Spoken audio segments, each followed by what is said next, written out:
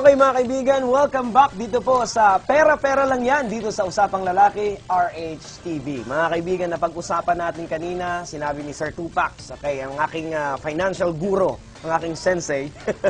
Magiging mayaman po ako, abangan nyo yan, tandaan nyo yan. Magiging mayaman ako dahil po dito sa programang ito. At dapat ikaw din, kayo din po, dapat sabayan mo ang pagyaman ko dahil napakagandang oportunidad po ito dahil tinuturuan tayo ng libre. Okay, kanina napag-usapan natin yung mga allies o mga kakampi natin para mapalago yung pera natin. Bago natin puntahan itong mga obstacles o mga kalaban naman, meron pong katanungan dito, Sir Tupac, sa ating text line na sa RH TV. Pag nagtanong pala kayo, type nyo RH TV space ang inyong tanong at isend sa 2600. Ngayon, ang tanong sa atin ito. Hindi po ba delikado ang mangutang sa mga financial companies kung first time ka papasok sa negosyo at alam mong walang kasiguraduhan kung ikaw ay kikita? Ano tanong? Hindi ba mas, ano? Hindi po ba delikado mangutang daw sa mga financial companies? Halimbawa, kung first time mo lang pumasok sa negosyo, so ibig sabihin wala pang security. Siguro hindi dapat yung word na delikado. Ang dapat tanong doon, pwede bang umutang o tama bang umutang kung first time ka papasok? Ang sagot ko, bakit hindi kung wala kang, kung hindi sapat ang iyong kapital? Uutang ka, pero ang kondisyon, number one, alam mo yung papasukan mo. Pangalawa, marunong kang mag-accounting ng pera. Pangatlo, alam mo kung saan mo kukuhanan yung pambayad. Dahil the moment umutang ka, obligasyon na yan, kaya kumita ka o hindi. Obligasyon yan. Ngayon, ang risko dyan, mas malaki ang risko nung nagpapautang sa'yo. So, sila rin ang nagdedesisyon kung yung proposition mo sa kanila ay sa tingin nila maayos. Hindi ka naman papautangin kung hindi nila naiintindihan sa makukuhanan yung pambayad. Ngayon, kung ang inuutangan mo ay isang tao o isang kumpanya na wala siyang pakialam kung saan mo lalagay ang pera mo, doon ka matakot. Ayun. So, doon ka matakot. Ayan, sana nasagot ng sa nagtanong yung katanungan mo na walang masama sa pag-utang. Ang tanong lang dyan kung saan mo ba ilalagay o ilalagak yung perang inutang mo. Pero ito lang masasabi ko, isa sa mga natutunan ko rin, iwasan lang natin ang mangutang sa tinasabi nating 5-6. Alam mo, kahit yun. Kahit yun. Kahit ganun ba, sir? Sa akin, pananaw ko lang personal. Walang mahal na utang. Halimbawa, utang ko sa'yo, Diego, kailangan ko ng 10,000.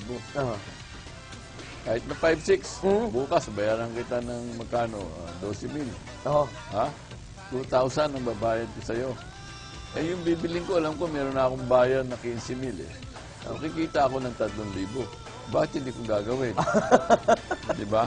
Wala akong kapital So Kikita ako ng 3,000. So basically, sin kapital. Nasa sayo pala yan, sir.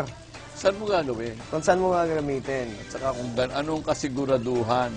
No? Ang problema sa atin, yung diskarte ng kasiguraduhan. Return of investment. Doon nagkakatalo. Yung diskarte ko na makakabayad ba to? Alam mo, meron isa sa amin nagtatanong, lakas na raw ng negosyo niya, ganyan, 5% per month siya. Kaya hindi na raw niya kailangan niya mga mutual. Hindi na. 6 months later, napatay. Saksak. Sino ang sumaksak? Yung isang umuutang. Yun ang delikado. Nandilim na paningin Nandilim na, hindi na niya kaya siguro matindi siya kumulekta. Hindi na kaya. Minsan masama pa pag nagsalita yung mga nagpapautang. Kaya sabi ko, yun ang huwag sana mangyari, pero yan ang delikado. Pag masyadong mataas ka sumingil, yung probability na kakayanin bayaran, malabo. Ayan. So, yun. Pwede palang mangutang ni Sir Tupac, pero wag lang. Uulitin ko yung sasabihin. Wag lang utang ka sa Bombay, tapos babayaran mo 30 bawat araw sa 40 days, tapos bibili ka ng headband na color pink collection. Wag lang. So, dapat, halimbawa, kung mangungutang ka man, dapat siguraduhin mo yung kikita o babalik. Meron kang pagkukuhanan. Tsaka, syempre, may pambayad ka. Ang mahirap yung pagkukuhanan mo, utang na naman. Yun. Palubog ka nun. Maraming gumagawa nun, sir. Palubog ka nun. Wala ka ng ahon doon.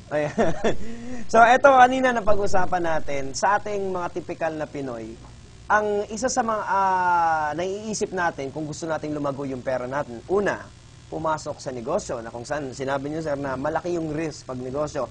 Pangalawa, mag-abroad. Ayan, yung mga OFWs. Pero ang nangyayari, parang paulit-ulit lang din, sir. Kasi walang plano. Walang plano. Walang maliwanag na layunin. Gusto ko lang mag-abroad para kumita. Period. Ayun. Kahit, Yung iba nga yung mga dati nang pupunta sa amin, mga kakapatid na biktima, nagbayad ng 180,000 para ma-mobilize. Binenta kalabaw, binenta ko ano. Ha? Tapos tatanong ko, saan ho kayo pupunta? Sa Korea ho. Anong trabaho nyo? Factory worker. Factory worker. Saang pabrika? Hindi ho pa namin alam. Magkano kikitain nyo? Hindi ho namin alam. Ang labo, hindi ba? kasi iniisip kasi nila, pag nag-abroad ka, mayaman ka na. Oo nga, hindi kulang, tumitigil tayo sa isip eh. Yung proseso ng isip, tumitigil. Hindi dapat, pag pera pinag-usapan, dapat presiso ka. Nagbayad ka ng 150 mil para ka ma-mobilize abroad. Dapat alam mo kung kikitain mo ba yun. Ang masakla pa dyan kuminsan, sir, hindi lang kalabaw, hindi lang bahay, titulo ng bahay binibenta. Pati sarili minsan. nangyayari yan, totoo yan, para makalabas lang ng bansa. Totoo yun.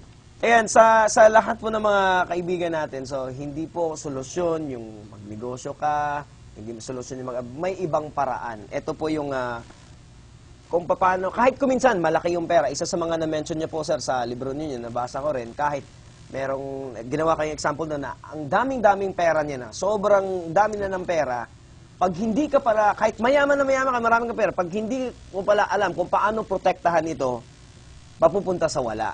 Exactly. Madaming ganyan. So dito na natin ipapasok kung ano ba ang mga kontrabida o mga obstacles pagdating po sa pagpapalago ng pera natin. Mga obstacles dyan, yung mga balakid sa pagpalago. Balakid. Number one po. yung tinatawag natin inflation o inflasyon. Okay, so Yung sitwasyon na taon-taon tumataas ang presyo. ito Inflation yan. kadalasan po sa mga nanonood sa atin ngayon, naririnig nila sa radyo, napapakinggan sa TV. Ano ba itong inflation na ito? Yan yung general price increase ng mga bagay. Yung inflation rate, kinocompute ng gobyerno yan batay sa isang basket ng mga kalakal na binibili ng pangkaraniwan tao. Gasolina, bigas, asukal, asin, kung ano-ano. Merong typical basket na ang gobyerno, tinatrack niya yung ano ba increase ng presyo niyan taon-taon. Yung average increase nun sa presyo, ang tawag nila yung consumer index, price index, yan ang inflation rate. Sa atin ngayon, ang kanilang computation dyan, mga 4 to 5% taon-taon.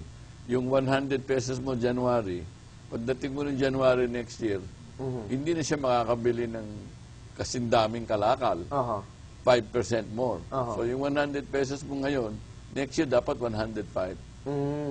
Kung hindi, kung 100 din ang pera mo, tinago mo lang sa ilalim ng unan, hindi ka na makakabili ng kasing daming kalakal nung nabili mo nitong January 1. Ngayon, sir, itong sa inflation na to, halimbawa, meron akong 1,000 pesos. Advisable ba na ibangko ko ito? Again, yung bangko, savings deposit. Yes, sir, savings. Hindi pagpalago ng pera yan. Yung nilalagay na pera sa savings deposit, yan ay for safekeeping, safety. Dahil kung lalo na kung ginagastos mo yan, wala ka naman panahon na hindi mo siya may roll dahil alam mo next week gagastusin mo na eh. Kadalasan sa iba, inisip nila yung tawag dito, yung time deposit. Yung time deposit, mga 1 year, 6 months, 1 year, mas mataas ng konti yung interest.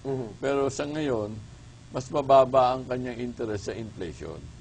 Halimbawa, ang interest mo sa time deposit ay 4%. Tapos ang inflation mo 5%. Talo ka ng 1% taon-taon. Ngayon, kailangan humanap ka nung placement. May mga bangko naman nagbibigay ng higit ng 5% para talo mo yung inflation. Sa paglagak ng pera, dapat talo mo ang inflation. So yan, importante mga kaibigan, yung inflation na sinasabi po natin dito, dapat, kumbaga, pag kayo naglagak ng pera, dapat ito ay malagpasan pa. Kasi, ang mangyayari, parang walang nangyari sa pera ninyo, nagnegosyo nga kayo, o nilagak niyo yung pera dito, pero ang nangyari, tinalo kayo ng inflation. So, dapat lagpasan yung inflation. Sir, yung pangalawang mga